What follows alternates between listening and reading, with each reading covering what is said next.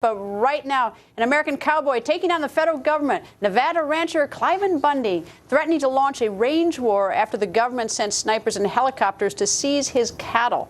And now, what started as a land battle is a giant standoff. On one side, armed officers sent by the feds to surround Bundy's ranch, and on the other side, growing crowds supporting the rancher, and the confrontation now getting violent. At one point, rangers shooting Bundy's son, Amon, with a stun gun.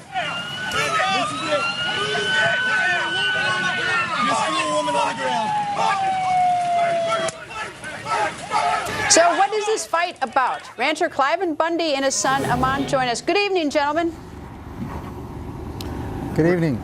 We're Cliven, happy to be Cliven, here with you tonight. Good. Cliven, what's going on? Tell me the problem. Well, I guess it's a range war. That's all I can say. Why are there helicopters and snipers? Well, I had asked that question too. I think we're in America, but maybe not. It seemed like the United States government is operating with unlimited power over we the people of the state of Nevada. Amon, this started back in 1993, as I understand. That's when this battle, and now we're in 2014. What was it that provoked the beginning of this dispute with the federal government, Amon? Go ahead. Go ahead, Dan. It's administrative regulatory abuse. In other words, the bureaus kept cutting our cattle, causing us so much trouble we couldn't ranch. And then they brought the desert tortoise in as a surrogate species and started to create what they call full force and effect decisions, which basically took 52 of my neighbor ranchers out. So, Cliven, where's this headed? Well, it's not about cattle. It's about federal government abuse on state rights and state sovereignty, state law, public land access, and the worst part of it all, that's about the seizure of the sheriff's policing power.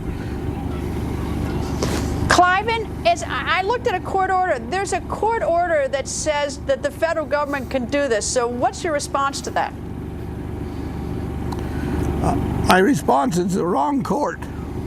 I've never had my due process in a Nevada state court, a court of competent jurisdiction.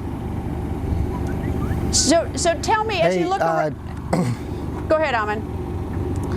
I like my dad's little story he used to explain the situation. If someone came in, busted into my house and abused my children, and I call the cops, they don't respond, and then I take him to court, I show up at the courtroom, look on the stand, and it's the very person that abused my children looking down at me in a black robe. How in the world are we going to get justice in that court? So tell me, Cliven, as you look around, how many people are there supporting you? Can you get a number or sort of an idea? Well, I don't know for sure. I know that most of the protesters here right now have moved about 30 miles south on the west side of Lake Mead, where the cattle are being gathered right now. I'm not there, so I don't know how many's protesting, but I'm guessing there are at least 100 people in the area that are protesters. There's about 200 armed guards, and they're not at present here either, but they are over by the Overton Beach, Amon, which is on the west side of Lake Mead. Amon, why were you tasered? What surrounded that incident?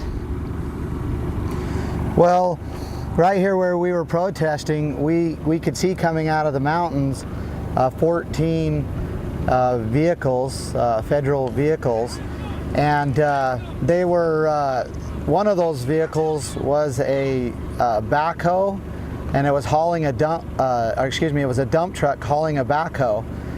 And it was being escorted by the 13 other vehicles with armed, I don't know if military personnel, BLM, but they had full weapons. There was 2 to each vehicle, and they had dogs as well. And we know that they've been running this cattle around with these helicopters and running and understanding this country and how hot it is in the cattle, we are afraid that they're running these cattle to death. Also, they're separating these calves from their mothers, so we're afraid that the mothers or the calves are dying as well. So we believe that it was a rendering truck, and we were going to find out. And so we stopped the convoy. We stopped the convoy and we found out. Gentlemen, obviously this is not going to end very soon, I can tell by that. Thank you very much for joining us. And of course, this Monday night, Sean Hannity will give you an exclusive look behind the scenes at the ranch and the standoff. That's Monday night at 10 p.m. Eastern on Hannity. Be sure to tune in for that.